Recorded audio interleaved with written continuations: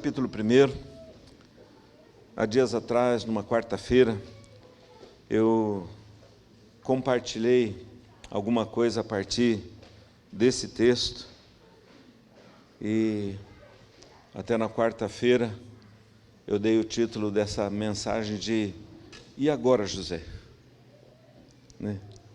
Alguém já ouviu essa expressão? E agora, José?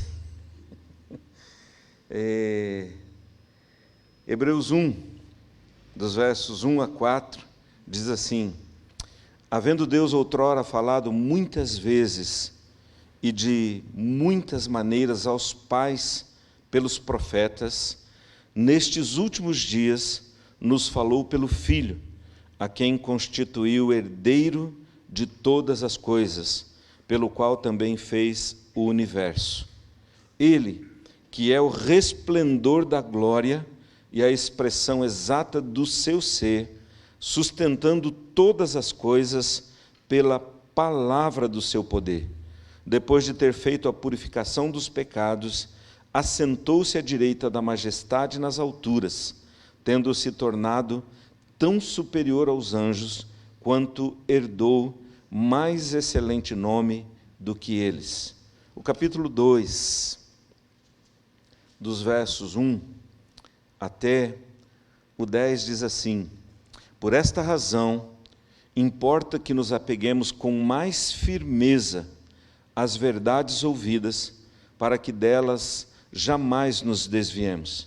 Se, pois, se tornou firme a palavra falada por meio de anjos, e toda transgressão ou desobediência recebeu justo castigo, como escaparemos nós, se negligenciarmos tão grande salvação, a qual, tendo sido anunciada inicialmente pelo Senhor, foi-nos depois confirmada pelos que a ouviram, dando Deus testemunho juntamente com eles, por sinais, prodígios e vários milagres, e por distribuições do Espírito Santo, segundo a sua vontade. Pois não foi a anjos que sujeitou o mundo que há de vir, sobre o qual estamos falando. Antes, alguém em certo lugar deu pleno testemunho, dizendo: que é o homem que dele te lembres, ou o filho do homem que o visites? Fizeste-o por um pouco menor que os anjos, de glória e de honra o coroaste, e o constituíste sobre as obras das tuas mãos. Todas as coisas sujeitastes debaixo dos seus pés. Ora, desde que lhe sujeitou todas as coisas, nada deixou fora do seu domínio. Agora, porém, ainda não vemos todas as coisas a ele sujeitas. Vemos, todavia, aquele que por um pouco, tendo sido feito menor que os anjos, Jesus, por causa do sofrimento da morte, foi coroado de glória e de honra, para que, pela graça de Deus, provasse a morte por todo homem. Porque convinha que aquele por cuja causa e por quem todas as coisas existem, conduzindo muitos filhos à glória, aperfeiçoasse, por meio de sofrimentos, o autor da salvação deles. Amém. Pai, em nome de Jesus, nós queremos engrandecer o Teu nome, Pai. Ó Deus querido, pedindo que o Teu Espírito venha mais uma vez, nós te pedimos, Pai, sobre nós, nos enchendo de sabedoria, nos enchendo de entendimento, nos dando, Pai querido, corações sensíveis, Pai, para que possamos ouvir a Tua voz, estar atentos à Tua voz, ó Deus, e se mover, Pai, pela direção que procede do Teu Espírito. Nós consagramos, Pai querido, as nossas vidas. Eu consagro a minha vida, ó Deus, e a vida de meus irmãos e irmãs. Pai, de nós mesmos nós não temos nada para oferecer, ó Deus, e por nós mesmos, Pai, nós não temos sequer a capacidade, ó Deus, de ouvir e responder. Precisamos do mover do Teu Espírito, do agir do Teu Espírito, nos convencendo, Pai, ó Deus, do pecado, da justiça e do juízo, nos levando, Pai querido, para mais perto, ó Deus querido, do Senhor, ó Deus, e tomando decisões, ó Deus querido, que glorificam o Teu nome e que nos abençoam, nos edificam, Pai, ó Deus, como povo de Deus, como filhos e filhas, ó Deus querido, que desejam ser parecidos com o Senhor. Nós entregamos esse tempo nas Tuas mãos e pedimos, Pai, o derramar do Teu Espírito sobre nós, em nome de Jesus. Amém. Deus é Senhor, Deus é dono de todas as coisas. Quando na quarta-feira eu falei sobre esse tema, e agora, José, eu estava dizendo que essa é uma expressão que eu ouvia muito no tempo da minha juventude, quando nós estávamos diante de alguma situação difícil, alguma coisa que nós não sabíamos como fazer, como responder àquela demanda que estava diante de nós, né? Normalmente surgia essa pergunta: e agora, José? E agora? Né? O que fazer? Como fazer? Como escolher? Como andar? Como se mover? Eu entendo, querido, que talvez essa seja uma pergunta importante para esse tempo. Nós estamos vivendo aí tempos de muita instabilidade. Nós não temos certeza de muitas coisas, mas nós encontramos no Senhor e na Sua palavra a nossa verdadeira segurança. Nós encontramos no Senhor e na Sua palavra a verdadeira direção que nós precisamos. E quando nós olhamos esse texto, nós encontramos aqui algumas revelações da parte de Deus para as nossas vidas. Encontramos algumas direções do coração de Deus para as nossas vidas. E a primeira coisa que nós encontramos aqui nesses poucos versículos que nós lemos é que Deus nunca deixou de falar com a humanidade. Deus nunca deixou de dirigir a sua palavra aos homens. Deus nunca deixou de falar. O versículo 1 diz assim: havendo Deus outrora falado, muitas vezes e de muitas maneiras. Havendo Deus outrora falado, muitas vezes e de muitas maneiras.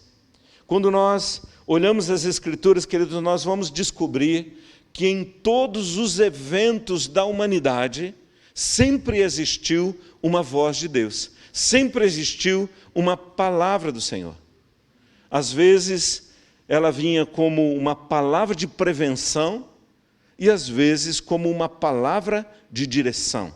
Quando você olha no início das Escrituras, lá no livro de Gênesis, quando Deus coloca o homem e a mulher no jardim que Ele havia criado com uma direção para que pudessem caminhar, você percebe ali um evento importantíssimo, o início de todas as coisas e uma palavra de prevenção: não coma do fruto. Não coma do fruto, porque se comer do fruto vai ter destruição. Uma palavra de prevenção. E nós encontramos isso no decorrer da palavra, de Gênesis ao Apocalipse. Muitas palavras que Deus libera ao nosso coração são palavras de prevenção, palavras que nos levam a caminhar de forma segura, abençoada, de forma tranquila. Mas o nosso coração é meio parecido com o coração de Adão, e a gente se deixa seduzir por muitas coisas. E quando o nosso coração é seduzido por coisas que não são do coração de Deus, nós encontramos, depois da queda, Deus não deixou de falar. Deus não deixou de ministrar. Deus não deixou de dirigir a sua voz ao nosso coração. E depois da queda, você encontra muitas palavras de redenção e muitas palavras de direção. Como eu posso se mover nesse mundo caído? Como nós podemos andar nesse mundo de trevas e apontando para nós caminhos de redenção? O texto diz que Deus falou muitas vezes e de muitas maneiras. Muitas vezes e de muitas maneiras. Quando eu olho para esse texto, eu viajo lá para o Antigo Testamento e a gente começa a perceber como Deus se dirigiu aos homens, né, de muitas maneiras, muitas vezes e de muitas maneiras. A gente tem, na história passada, por isso que é importante aquilo que a palavra fala, que o nosso Deus é o mesmo, que Ele não mudou, Ele continua o mesmo ontem, hoje e será eternamente.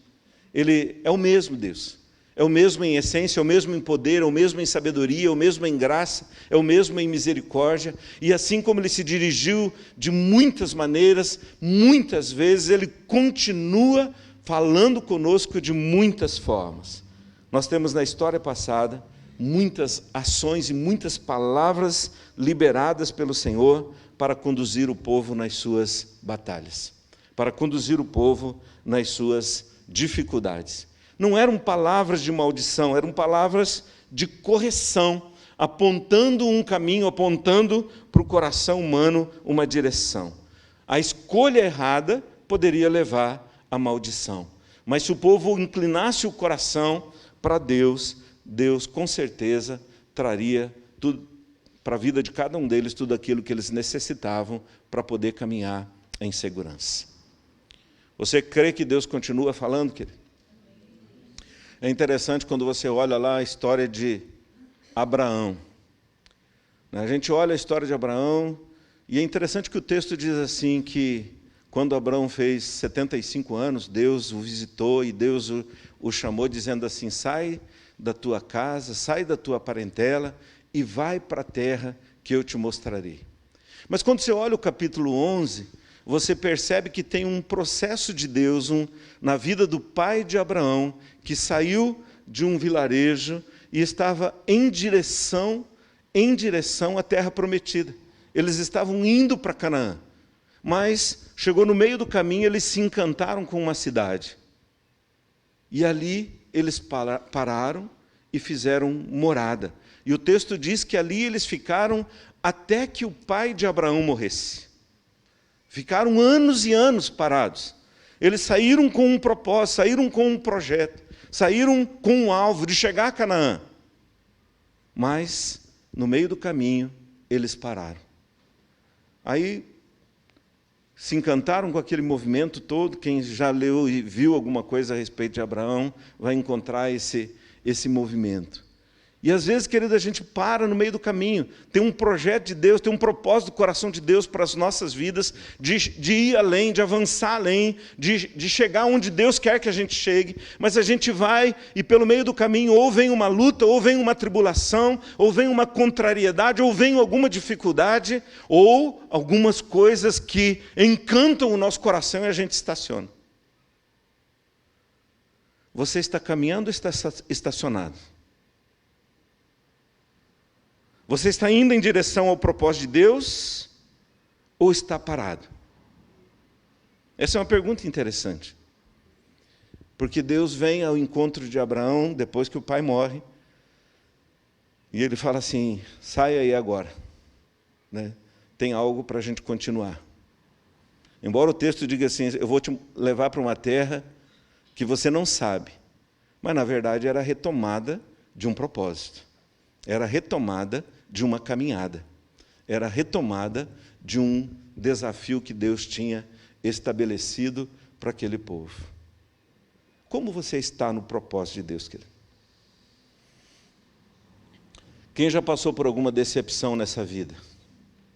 Não precisa se manifestar, só dá um sorriso para mim. Né?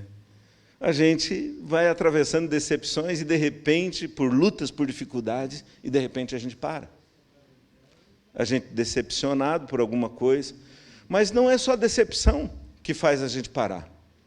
Né? De repente, a gente vai conquistando coisas, vai conquistando coisas, vai conquistando coisas, e, de repente, a gente fala assim, agora sim, né? Já construí tudo que eu precisava, a minha conta está cheia, né? E aí você não quer se mexer mais com medo de perder aquilo que você adquiriu. E aí você para, você estaciona. Aí, como Deus falou de muitas maneiras, querido, Ele nos visita de novo, para que a gente possa seguir firme no propósito de Deus. Se você olhar a história dos homens de Deus lá atrás, você vai descobrir como Deus falou de muitas maneiras e muitas vezes. Um outro episódio de Moisés, né, de repente, todo mundo conhece a história de Moisés, amém? Né, todo mundo sabe bem como é que foi a história desse homem. Né? salvo como quando criança. Deus é tão maravilhoso e tão criativo, né, que o faraó tinha dado uma ordem para matar toda a criançada. Deus pega Moisés, salva Moisés e põe lá na casa de Faraó. E ali Moisés cresce, fica durante um bom tempo, 40 anos. Quando ele completa 40 anos, Atos diz que ele tem um entendimento de que ele seria reconhecido como libertador, que Deus tinha preservado a vida dele para ser o libertador. E aí ele acreditando que ele já era o libertador, e ele começa a interferir em algumas histórias. E aí complica a vida dele, ele tem que fugir, e fica 40 anos no deserto. E eu fico pensando, queridos, que nesses 40 anos de deserto, quantas e quantas vezes Deus tentou falar com esse homem? Porque Deus não esperou 40 anos passar para falar com Moisés. Mas talvez Moisés nunca escutou. Mas, de repente, Deus, na sua grandeza, põe fogo lá numa sarça que queimava, mas não queimava. Imagina uma sarça com fogo que queima, mas não queima. Chama atenção ou não? Se você estivesse lá, você seria atraído por ela ou não? Eu tenho certeza que sim. Você fala, o que está acontecendo ali? Que ele mata, tem fogo nele, mas ele não queima. Talvez você fale assim, vou pegar um galinho e vou levar para casa. Né? Porque tem alguma coisa extraordinária acontecendo ali. E talvez tenha sido essa maneira que Deus encontrou para atrair Moisés. E aí, quando Moisés está chegando próximo daquela sarça, Deus fala assim, agora te peguei. Né? Tira a sandália dos pés. Tira a sandália dos pés. Porque o lugar que você está é santo. E ali começa um processo maravilhoso de restauração. Deus fala de muitas maneiras e fala muitas vezes conosco. Agora, interessante, querido, que o versículo diz assim, que no passado Deus usou essas estratégias para falar com os pais, pelos profetas. Agora, é interessante que na sequência do versículo ele diz assim, nos últimos dias. E eu falo assim, nos últimos 2000 dias, 2000 anos, Deus tem falado conosco por intermédio do Filho. Deus tem falado conosco, tem dirigido a sua palavra ao nosso coração pelo Filho. E é interessante, queridos, que quando você olha essa palavra do autor de Hebreus, você vai perceber que quando Jesus foi anunciado como Messias, quando Jesus foi proclamado como o Salvador que viria, ele já vem, todas as promessas, todas as palavras que anunciam o nascimento de Jesus, ela já vem com uma proposta de libertação, ela vem com uma proposta de restauração, ela vem com uma proposta de quebrar as barreiras que existiam entre nós e Deus. Mateus 1:21 diz assim, que quando Jesus viesse, ele salvaria o povo do pecado deles.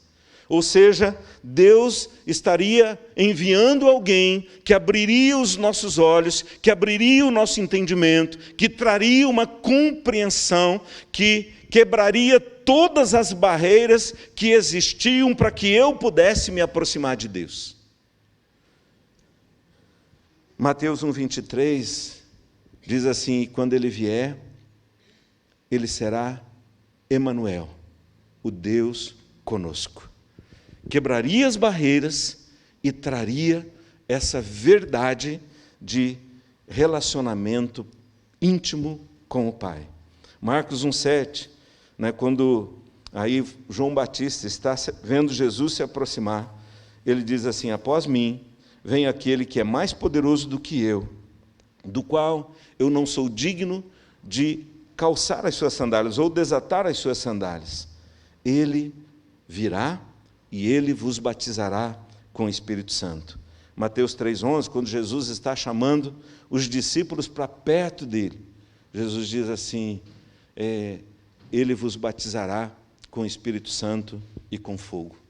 Lucas 1, 31 a 33, na profecia da vinda do Senhor, diz assim: ele será grande e será chamado Filho do Altíssimo, Deus lhe dará o trono de Davi seu pai, ele reinará para sempre sobre a casa de Jacó, e o seu reinado não terá fim. Lucas 2:11, nasceu na cidade de Davi o Salvador, que é Cristo o Senhor.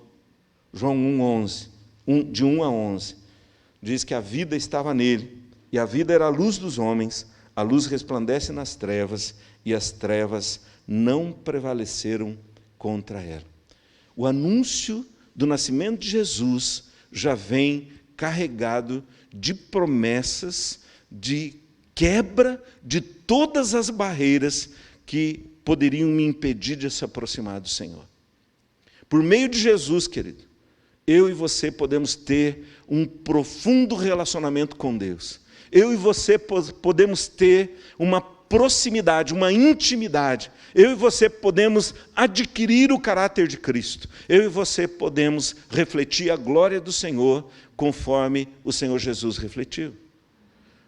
Nos últimos dias, Deus tem nos falado de forma poderosa através do Filho. Agora o texto diz assim, que Deus continua falando por meio de Cristo, a quem constituiu herdeiro de todas as coisas e pelo qual também fez o universo. Nos tem falado pelo Filho, a quem constituiu herdeiro de todas as coisas. Herdeiro de todas as coisas, pelo qual também fez o universo. Às vezes a gente não para refletir muito nisso. Mas ele está dizendo, declarando algo muito, muito precioso para nós, querido. Nesse tempo de instabilidade, nesse tempo que a gente não sabe o que vai acontecer amanhã, na verdade a gente nunca soube, mas às vezes a gente pensa que sabe, né, o que vai acontecer amanhã, mas a gente não tem o entendimento, a gente não tem a compreensão.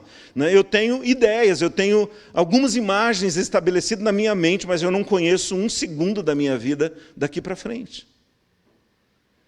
Ele diz assim, eu preciso colocar o meu coração naquele que é o herdeiro.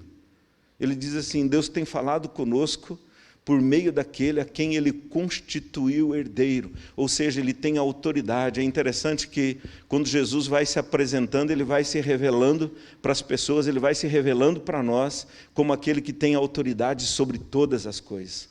Ele tem autoridade sobre o mundo espiritual, Ele tem autoridade no mundo natural, Ele tem poder e autoridade sobre todas as áreas da vida humana, e nós precisamos entender isso. Deus nunca nos pediu para que nós andássemos pela nossa força, pela nossa vontade, pelo nosso sentimento, mas nos orientou a caminhar pelo poder e autoridade da sua palavra. Da sua palavra. Ontem ali na reunião de intercessores, num dos intervalos eu coloquei um versículo lá que Romanos 8,14, quando ele diz assim, que aqueles que são filhos, quem é filho aqui? Né? Eu vou perguntar de novo para todo mundo poder se manifestar. Se não for, pode ser agora mesmo. Né? Quem é filho aqui? Filho, filha? Né? Levanta a mão aí bem alto. Todo mundo é filho. Né? E ele diz assim, aqueles que são filhos são guiados pelo Espírito Santo. Os que são filhos são guiados pelo Espírito Santo. Os que são filhos não são guiados pelos pensamentos, não são guiados pelas ideias, não são guiados pelos sentimentos, são guiados pelo Espírito Santo de Deus. Quem é filho é guiado pelo Espírito. Quando Jesus começou o seu ministério, ele disse assim, ele vai lá na sinagoga, abre o livro de Isaías, e ele começa a ler o livro, e ele diz assim, o Espírito do Senhor Jeová está sobre mim, está sobre a minha vida. E Ele me ungiu para proclamar, Ele me ungiu para libertar, Ele me ungiu para curar, Ele me ungiu para manifestar a glória do Senhor, para proclamar o ano aceitável do Senhor. Ele me ungiu. E você vê, querido, que durante todo o ministério de Jesus, Ele nunca se moveu por Ele mesmo. João 5, 19 e 20, ele diz assim, o Filho nada pode fazer de si mesmo. O Filho só pode fazer o que vê o Pai fazendo. Jesus foi levado para o deserto, e o texto diz assim, cheio do Espírito Santo. Enfrentou as batalhas do deserto, cheio do Espírito Santo. Lidou com as trevas, cheio do Espírito Santo. Lidou com as oposições, que não foram poucas, cheios do Espírito Santo. Lidou com as autoridades, que não eram tão amigáveis, não afáveis. Ele lidou com todo tipo de autoridade, cheio do Espírito Santo. Ele foi para a cruz, cheio do Espírito Santo. Morreu ali na cruz, declarando a obra completa do Senhor, cheio do Espírito Santo. Levantou do túmulo, cheio do Espírito Santo. E ensinou o povo, agora vocês vão para o cenáculo e aguardem até que sejam revestidos do alto, para se mover cheio do Espírito Santo. A quem constituiu o herdeiro de todas as coisas, pelo qual também fez o universo. Pelo qual também fez o universo. Querido, por mais avanço da ciência que exista, da tecnologia, né, com todo o avanço que a gente vê, a gente já descobriu muitas coisas a respeito do universo, não é verdade? Tem muitas coisas do universo hoje que a gente nem imaginava, algum tempo atrás, que hoje a gente tem entendimento. Mas, apesar de todo o avanço da tecnologia, a gente compreende totalmente o universo? Não tem jeito. É um mistério. É um grande mistério. Mas ele diz assim, que Deus, por intermédio de Jesus, fez também o universo. Constituiu ele herdeiro de todas as coisas, pelo qual também fez o universo. Dá para você ter um entendimento do que Deus está me oferecendo e te oferecendo? Há dias atrás nós cantamos uma canção aqui, chamada Emanuel, né, de um menino chamado Felipe, lá da F-Hope. Eu falo assim que o nome dele é língua estranha, o sobrenome dele é língua estranha, eu não sei pronunciar. Né? Felipe alguma coisa. Felipe língua estranha. Né? Põe aí que você já vai saber. E ele canta, a música é Emanuel. E tem um trechinho da música que ele fala assim, que o Senhor é o sustentador de todo o universo. E ele diz assim, as mãos que sustentam o universo são as mãos que sustentam o meu coração. Você pode ter a dimensão disso, querido. As mãos que sustentam o universo, que sustentam todas essas coisas que eu e você não conseguimos compreender em toda a plenitude, são as mesmas mãos que sustentam o meu e o teu coração. Mas ele fala mais um pouquinho nessa canção, e ele diz assim, a palavra que fez todas as coisas. Deus foi falando e o universo foi sendo criado, né, o mundo foi sendo criado, a terra foi sendo formada. Ele diz assim, a palavra que tudo criou me chama pelo meu nome. Você consegue entender a dimensão disso, querido? E às vezes a gente se deixa abater por tanta coisa, porque a gente perde a dimensão de quem é o nosso Deus, de quem é aquele que nós servimos. Por isso ele fala assim, que ele é o resplendor da glória, ele é a expressão exata do seu ser, sustentando todas as coisas pela palavra do seu poder, depois de ter resolvido o que eu e você não poderíamos resolver, que foi o pecado, ele nos coloca a bênção de poder caminhar, de poder viver segundo o coração do Senhor. A última coisa, querido, que eu queria perguntar aqui para você, diante de toda essa revelação, onde eu e você temos colocado a nossa confiança? Onde eu e você temos colocado o nosso coração? Onde temos posto a nossa segurança? Porque a gente trava uma luta constante, uma luta permanente. Verdade ou não? Só viver já é uma guerra. É uma luta permanente, uma luta constante. Onde nós temos colocado o nosso coração? Eu acho interessante que lá em Atos 1, se você prestar atenção, é quase que a tradução desse Hebreus aqui.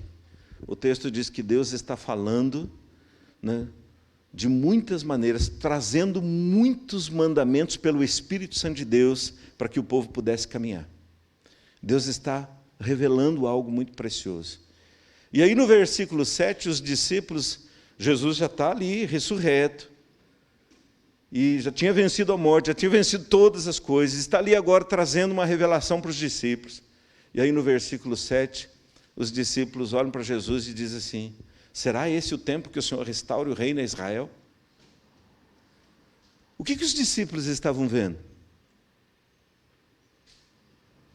Onde estava o foco deles?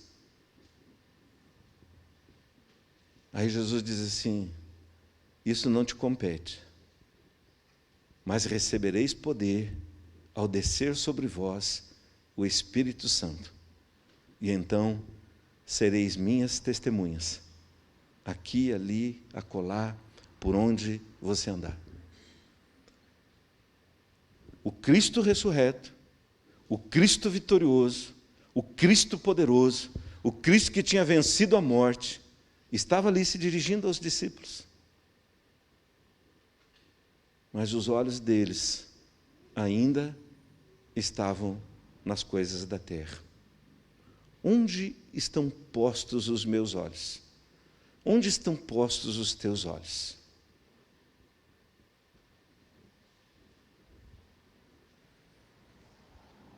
Onde está a nossa confiança? Onde está a nossa segurança?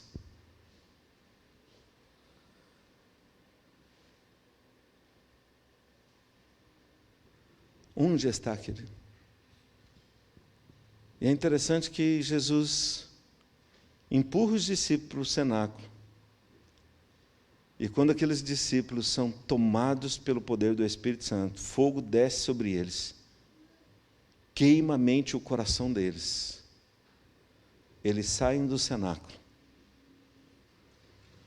para transformar o mundo, para fazer diferença no mundo, para fazer diferença no mundo. Quem deseja ser um instrumento de Deus para fazer diferença nesse mundo? Eu vou perguntar de novo para você poder se manifestar. Quem deseja nesse tempo fazer diferença nesse mundo, diz amém. Amém. Né? Qual o caminho que você acha que Deus tem te chamado para que você possa ser esse instrumento para fazer diferença? Onde você acha que Deus quer que você esteja? Com que poder Deus quer que você caminhe? Com que autoridade Deus quer que você caminhe? Com que sabedoria Deus quer que eu e você andemos? Há dias atrás aqui eu falei de Eclesiastes 9, versículo 9 em diante, que ele conta aquela historinha de uma pequena cidade que foi invadida por um grande rei, uma pequena cidade com poucos homens, invadida por um grande rei que encheu a cidade de tranqueiras. Ele diz assim: mas havia um homem pobre, porém sábio, que livrou a cidade com a sua sabedoria. E aí Salomão diz assim: isso aqui é um testemunho para mim. Ele diz assim: mais vale a sabedoria do que a força de muitas armas. Mais vale a presença de Deus do que qualquer outra coisa. Que sabedoria esse homem tinha? Porque condições humanas nenhuma. A cidade era pequena, tinha poucos homens, não tinha absolutamente nada que pudesse mudar aquela realidade. Eu já contei aqui que, pastoreando uma pequena cidade, né, tudo que a gente encontra numa pequena cidade é murmuração. Isso, graças a Deus, só em pequena cidade. Né, né, Gilmar? Na pequena cidade a gente encontra lá, não tem emprego, não tem saúde, não tem oportunidade, não tem estudo. Né? Quando chega num determinado momento, a gente, se quiser crescer, a gente tem que sair. Então a gente encontra muito, é muito forte esse sentimento que não tem, que não tem, que não tem, que não tem.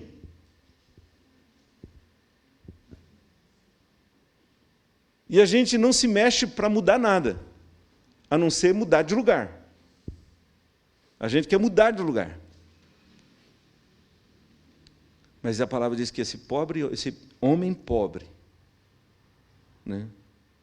É interessante essas coisas, porque Deus está falando assim, é um homem que não tinha recurso nenhum. Fosse um homem rico ainda, fala assim, ele podia contratar exército, ele podia contratar pessoas, ele podia contratar uma infinidade de coisas.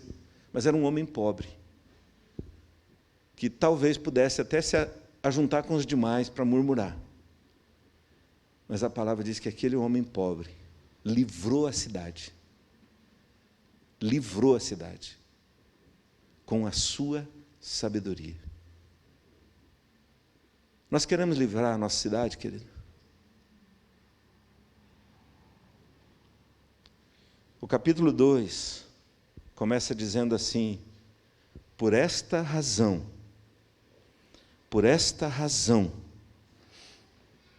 importa que nos apeguemos com mais firmeza.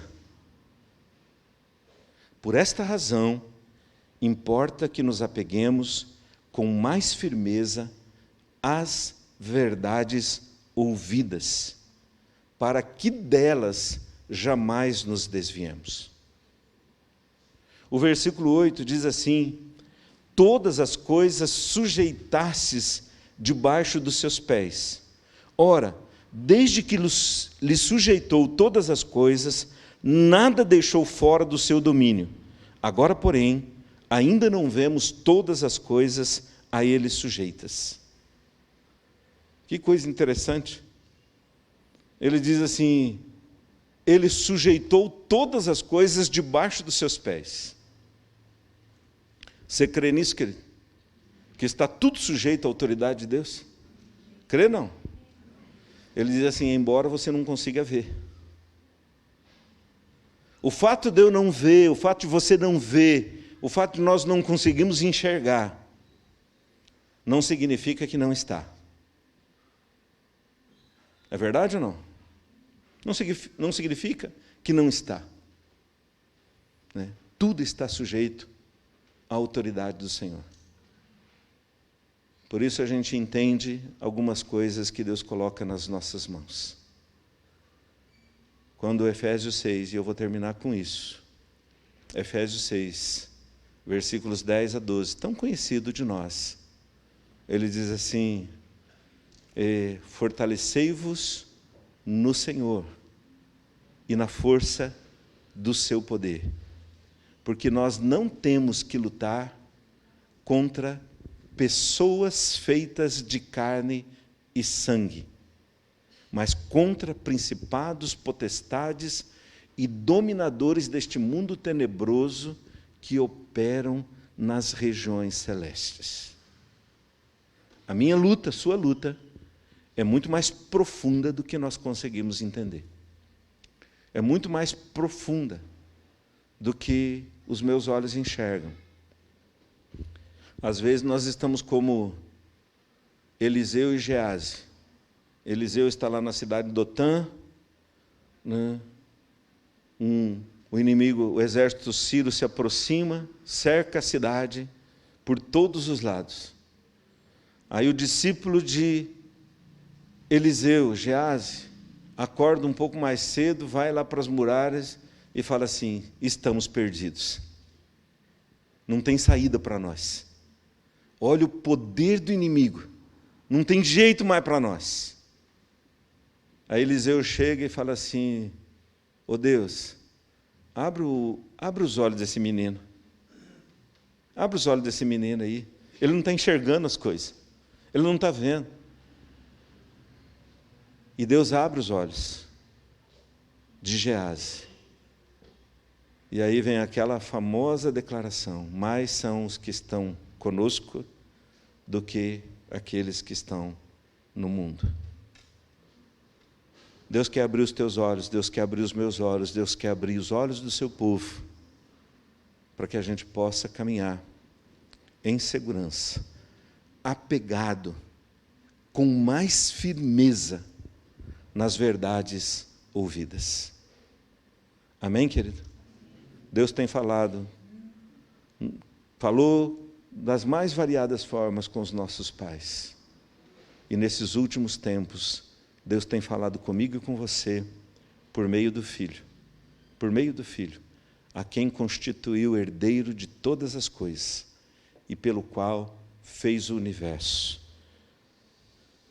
Por isso que Jesus, quando está nos chamando para a missão, Ele sempre diz assim: toda autoridade me foi dada no céu e na terra. Ele diz, por isso, vá.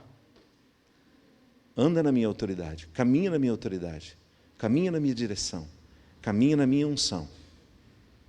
Porque se não for, Pai, não for pela direção de Deus, os nossos olhos nos traem. Os nossos olhos nos levam a recuar. Os nossos olhos nos fazem retroceder. Você pode ficar em pé? Em nome de Jesus.